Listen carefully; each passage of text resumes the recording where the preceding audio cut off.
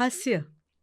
પતિ પત્ની જુદા જુદા પક્ષની ટિકિટ પર ચૂંટણી લડે ત્યારે. લેખક રતિલાલ બોરીસાગર. ઉત્તર પ્રદેશની વિધાનસભાની ચૂંટણીમાં એકવાર એક દંપતી જુદા જુદા પક્ષની ટિકિટ પર ચૂંટણી લડ્યા હતા. પતિ પત્ની સામસામે હોય એ ખરેખર તો કરુણ રસની સામગ્રી ગણાય, પણ કોણ જાણે કેમ પણ આપણે ત્યાં જ નહીં, જગતમાં સર્વત્ર આ સામગ્રી હાસ્યરસની સામગ્રી ગણાય છે. જે વાચિકા બહેન ટીવી પર આ સમાચાર વાંચી રહ્યા હતા તે પણ આ સમાચાર વાંચતા વાંચતા મલકી ગયા હતા. જોકે દૂરદર્શન પર સ્મિત કરતા રહેવું એ ફરજનો એક ભાગ ગણાય છે.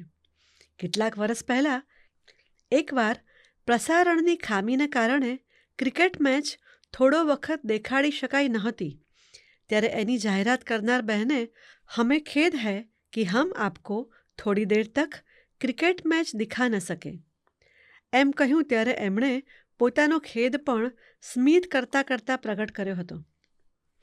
ઉત્તર પ્રદેશમાં જુદા જુદા પક્ષની ટિકિટ પર ચૂંટણી લડી રહેલા આ પતિ પત્ની રાજકારણમાં તો સામસામે છે જ, પરંતુ ગૃહકારણમાં પણ સામસામે છે કે નહીં એની વિગત દૂરદર્શન પાસે નહોતી.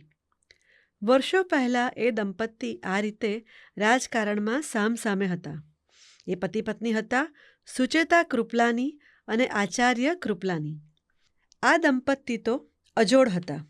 સુચેતાજી કોંગ્રેસના મોટા નેતા અને ઉત્તર પ્રદેશ જેવા મોટા રાજ્યના મુખ્યમંત્રી પણ, અને કૃપલાની દાદા કોંગ્રેસના કટ્ટર વિરોધી. દાદા રમૂજી પણ ભારે.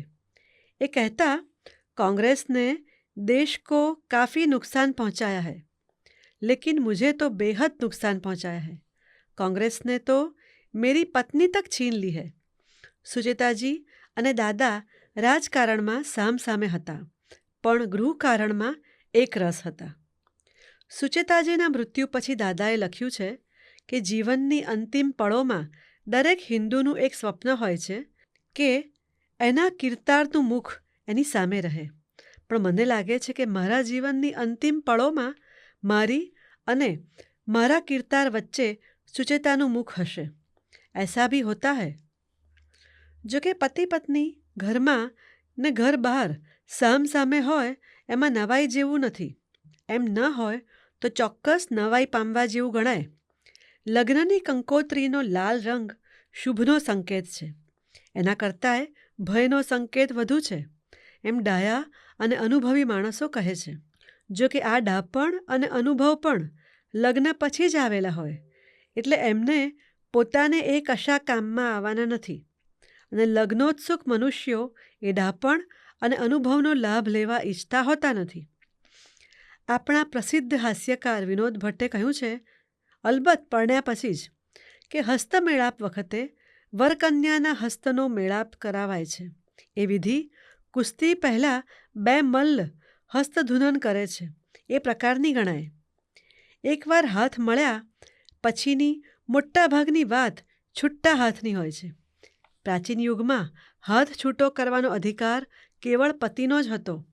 સમાનતાના આ યુગમાં હવે પતિ પત્ની બંને આ અધિકાર છૂટથી ભોગવે છે. વિકસિત દેશોમાં, વિકાસશીલ દેશોમાં કે પછાત દેશોમાં સર્વત્ર. એક પુરુષે કોર્ટમાં ફરિયાદ કરી કે મારી પત્ની હાથમાં આવે એ વસ્તુ મારા પર છુટ્ટી ફેંકે છે. ન્યાયાધીશે પૂછ્યું કે કેટલા સમયથી આમ બને છે? પેલાએ કહ્યું 9 માસથી. ન્યાયાધીશે આટલી મોડી ફરિયાદ કરવાનું કારણ પૂછ્યું. પેલાએ કહ્યું પહેલાં એ નિશાન ચૂકી જતી હતી, હવે નિશાન લેવામાં એને બરોબર ફાવટ આવી ગઈ છે.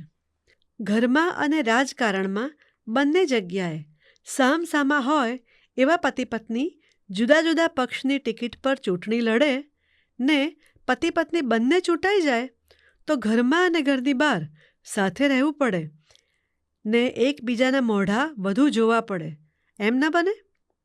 રાજકારણમાં પડેલા એક મિત્રે મારી સમક્ષ પ્રશ્ન ઉઠાવ્યો. આ મિત્ર નીતિ નિયમ પ્રમાણે ચાલનારા સિદ્ધાંતનિષ્ઠ રાજકારણી હોવાને કારણે રાજકારણમાં પડ્યા પછી ક્યારેય ઊભા થઈ શક્યા નથી. મિત્રનો પ્રશ્ન વ્યાજબી છે, પરંતુ કોઈ પણ દુઃખની બીજી બાજુ સુખની હોય છે એવું તત્વવેત્તાઓ કહે છે. એ રીતે આ દુઃખની પણ એક બાજુ સુખની છે જ.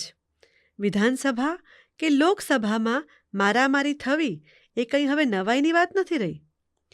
આવી મારામારી વખતે જુદા જુદા પક્ષની ટિકિટ પર ચૂંટાયેલા પતિ પત્ની પોતપોતાનો હિસાબ વસૂલ કરી શકે છે. હવેના વર્ષોમાં રાજકારણી પતિ ડૉક્ટરને એવું કહેતો હશે કે કપાળમાં આ જમણી બાજુનો ઘા છે એ મારી પત્નીએ ઘરમાં છૂટું વેલણ ફેંક્યું હતું તેનો છે, ને ડાબી બાજુનો મોટો ઘા છે એ વિરોધ પક્ષમાં હોવાથી એણે વિધાનસભામાં મારા પર છૂટું પેપર વેઇટ ફેંક્યું હતું એનો છે. જુદા જુદા પક્ષની ટિકિટ પર ચૂંટણી લડી રહેલા પતિ પત્નીમાંથી એક જીતી જાય અને એક હારી જાય તો? એમાંય પત્ની જીતી જાય અને પતિ હારી જાય તો? નહીં, આ કલ્પના માત્રથી મારી બોલપેનમાંથી રિફિલ ને મગજમાંથી વિચારો ખૂટવા માંડ્યા છે, એટલે અહીં જ અટકું છું.